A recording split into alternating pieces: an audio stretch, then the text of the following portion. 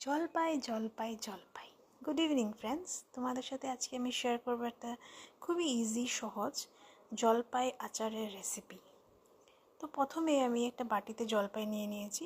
এটাতে দিয়ে দিলাম একটু জল, কেন কি জলপাইগুলোকে তো ভালোভাবে পরিষ্কার করতে হবে, অনেক নোংরা থাকে জলপাইতে। তো ভালোভাবে এগুলোকে পরিষ্কার করে নিলাম, করে নিয়ে একদম ডলে ডলে পরিষ্কার করেছি। তারপরে একটা একটা জলপাইয়ের থেকে বটুগুলোকে ছিঁড়ে ছিঁড়ে ফেলে দিলাম। দেখো, ছিঁড়ে ছিঁড়ে ফেলে দিলাম বটুগুলোকে। তারপরে একটা চাকুর সাহায্যে জলপাইটাকে হালকাভাবে জাস্ট চিড়ে দিলাম, যাতে এটাতে নুন আর হলুদ যখন মাখবো ভিতরে সুন্দরভাবে এটা ঢুকে যায়।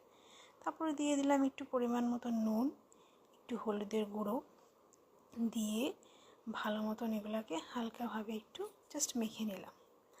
আর আরেক দিকে আমি গ্যাসে বসিয়ে দিয়েছিলাম গরম জল। জলটা যখন ফুটে গেল ঢেলে দিলাম জলপাইগুলো, দিয়ে একটু ঢাকা চাপা রেখে দিলাম। 15 থেকে 20 মিনিট থাকলেই এটা জলপাইটা সুন্দর করে সিদ্ধ হয়ে যাবে।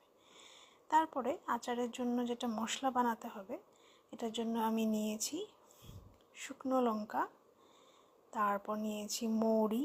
এ দেখো, শুকনো লঙ্কা, মৌরি, গোটা জিরে, 5 ফোড়ন, গোটা ধনে আর এলাচ।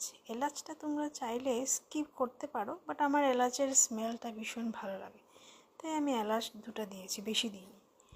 তারপরে তাওয়াতেই মশলাগুলো দিয়ে দিলাম, দিয়ে ভালো মতো নাড়াচাড়া করলাম যখন সুন্দর একটা স্মেল বেরোয়েছে ভাজার। তারপরে এগুলো প্লেটের মধ্যে তুলে নিয়েছি। নেওয়ার পরে একটা মিক্সিং জারে নিয়ে এগুলোকে আমি গুঁড়ো করে নেব। পুরোটা গুঁড়ো করবে না, একদম একেবারে স্ম্যাশ করবে না, জাস্ট হালকা একটু দরদরা টাইপের রাখবে, যাতে একটু যখন আচারটা খাবে মুখে পড়লে ভালো লাগবে। আচ্ছা, তারপর আমি জলপাইটা যে সিদ্ধ বসিয়েছিলাম 10 থেকে 15 মিনিট হয়ে গেছে। এখন আমি একটা কাঁটা চামচের সাহায্যে জলপাইগুলোকে টেস্ট করে দেখবো যেটা সিদ্ধ হয়েছে কিনা। দেখো, সুন্দর মতন সিদ্ধ হয়ে গেছে।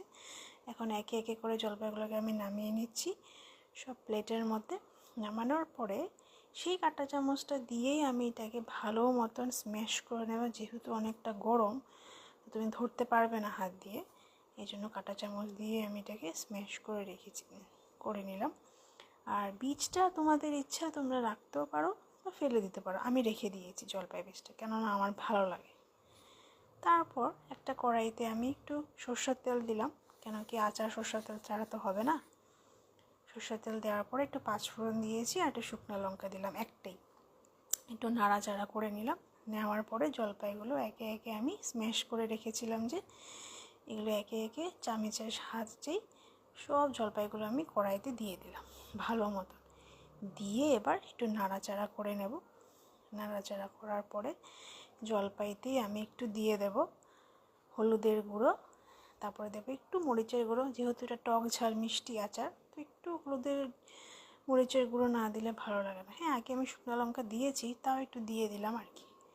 তারপরে দিয়ে দেবো এটাতে গুড়টা দেখো তোমরা তোমাদের পরিমাণ মতন দেবে, কে বেশি টক খেতে ভালোবাসে, কে একটু মিষ্টি খেতে ভালোবাসে। তো আমি আমার পরিমাণ মতন দিয়েছিলাম গুড়টা। দেওয়ার পরে নাড়াচাড়া করে নিলাম। করার পরে এখন এটা দিয়ে দিচ্ছি বিট নুন। বিট নুন দিলে না আচারটা খেতে ভীষণ টেস্টি হয়। বিট নুন না থাকলে তোমরা এমনি নুনও দিতে পারো।